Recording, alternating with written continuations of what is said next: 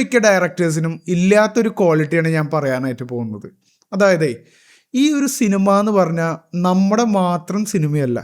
നമ്മൾ മാത്രം ഇതിൽ വർക്ക് ചെയ്തുകൊണ്ടോ അല്ലെങ്കിൽ നമ്മൾ ഒരുപാട് എന്താ പറയുക ഷൗട്ട് ചെയ്തുകൊണ്ടോ ഒന്നും ഒരു സിനിമയും മുന്നോട്ട് പോയിട്ടില്ല. ഇതിൻ്റെ ഉള്ളിൽ ക്യാമറാമാൻ വളരെ പ്രാധാന്യമുണ്ട്, അതേപോലെ ആക്ടേഴ്സിന് വളരെ പ്രാധാന്യമുണ്ട്. ഇതിൻ്റെ ഉള്ളിൽ ലൈറ്റിംഗ് യൂണിറ്റിൽ വർക്ക് ചെയ്യുന്ന ഓരോ വർക്കേഴ്സിന് വരെ വളരെയധികം പ്രാധാന്യമുണ്ട്. അപ്പോൾ ഈ ഒരു ചിന്ത മനസ്സിൽ എപ്പോഴും ഉണ്ടായിരിക്കണം. ഒരു സിനിമ ഉണ്ടാവുന്നത് ഇതിലെ ഓരോ ടെക്നീഷ്യൻ്റെയും ഹാർഡ് വർക്ക് കൊണ്ടും അവൻ്റെ ഡെഡിക്കേഷൻ കൊണ്ടും അവൻ്റെ ആത്മാർത്ഥത കൊണ്ടുമാണ് ഒരു സിനിമ നന്നായി വരുന്നത്. ഒരു ഡയറക്ടർക്ക് ഒരു സിനിമയെ ഓവറോളായി മാനേജ് ചെയ്യാൻ സാധിക്കുള്ളൂ.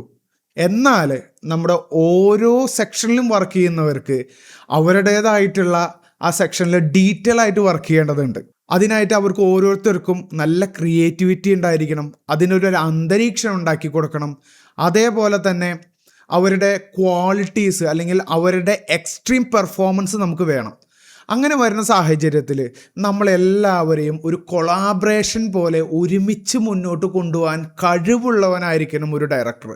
അല്ലാതെ സ്റ്റാർട്ട്, ആക്ഷൻ, കട്ട് എന്നിവ പറയാനായിട്ടുള്ള ഒരു ആൾ മാത്രമല്ല ഡയറക്ടർ. അല്ലെങ്കിൽ മറ്റുള്ളവരെ ഷൗട്ട് ചെയ്യാനായിട്ട് അല്ലെങ്കിൽ ഒരു തൊപ്പി വലിച്ചിട്ടിട്ട് ഇങ്ങനെയല്ല നീ അഭിനയിക്കേണ്ടത് എന്നൊക്കെ പറഞ്ഞ് അങ്ങനെ ഒരുപാട് ഷോ ഇടുന്ന ആളല്ല ഒരു ഡയറക്ടർ എന്ന് പറഞ്ഞു കഴിഞ്ഞാൽ. പക്ഷേ ചില സിറ്റുവേഷനിൽ അവർക്ക് അങ്ങനെ പ്രവർത്തിക്കേണ്ടതായിട്ടുള്ള സാഹചര്യം വരും.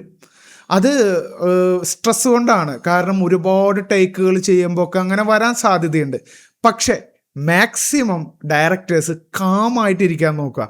എങ്കിലാണ് നമുക്ക് മറ്റ് ടെക്നീഷ്യൻസിൽ നിന്ന് മാക്സിമം നല്ല ഔട്ട് കിട്ടാനായിട്ട് സാധിക്കുകയുള്ളൂ.